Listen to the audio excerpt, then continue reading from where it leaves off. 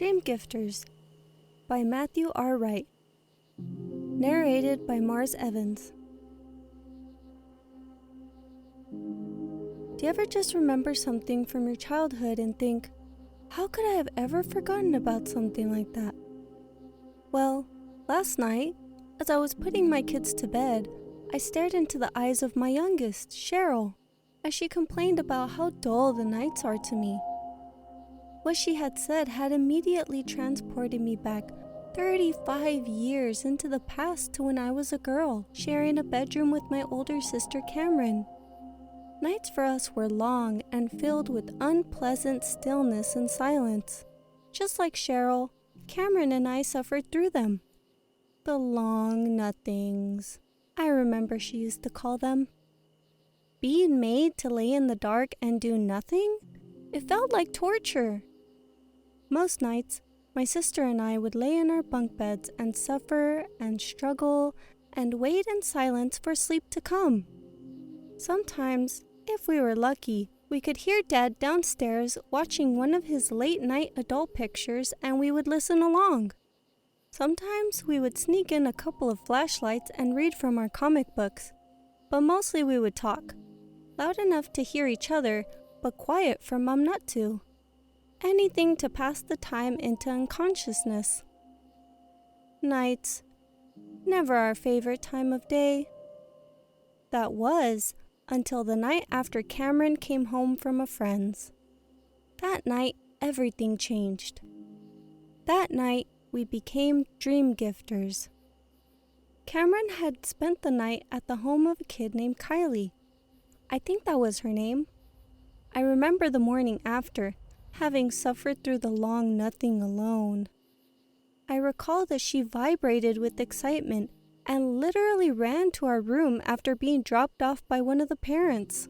She shouted me up to our room. It didn't matter my excuse. I had to come up to the room. She really wanted to share her experience with me. Older sisters can be great like that, mostly. Cameron was 80-20 a great sister. She shared with me that the Kylie kid struggled too with nights, that she hated the dark and the stillness. But, unlike us, she had a secret tool. Cameron said that Kylie had told me that she had been, quote, gifted dreams. I did not know what that meant, and I asked for clarification. Cameron was all too happy to elaborate. Part of me thought that she had said it that way in order for me to prompt her. Again, older sisters were like that. Performers. See, Kylie didn't have a dad to listen in on. It was just her and her mom. And nighttime was lonely. Give me a dream, she would ask her mom. And her mom would then give her that thing on the back of books. What's it called? A blurb? Her mom would spin a tale of pirates finding chests full of ancient maps, or adventures across distant stars. Kylie would then focus in bed on the blurb, a distraction. The darkness was now just a step before the blurb began, like when the lights would go out of the pictures. She'd focus, and boom! She was out. She'd sleep and be gifted that dream, apparently. It sounded unbelievable. Did it work? Can people do that? I asked Cameron. Yes. Want to try it? Of course I did. I was willing to try anything. So over the next few nights, Cameron and I read dozens of blurbs from backs of books, wrote down many ideas for our own blurbs and dreams, our own tales of adventure, of daring, and of screams. It took a few tries, maybe 8 or 9, but one night it worked. It actually properly worked. We had become dream gifters.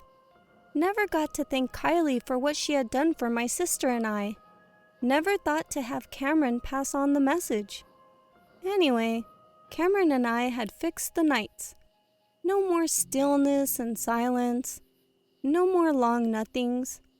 Now it was bunk beds and blurbs. I remember retailing that tale to Cheryl and encouraging her and her sister to gift each other dreams to one another, the same way I had with my sister. I never heard Cheryl complain about the dullness of nights again, so I guess it worked for them too. It's funny when things return to you. Sometimes it might be just when you need them to.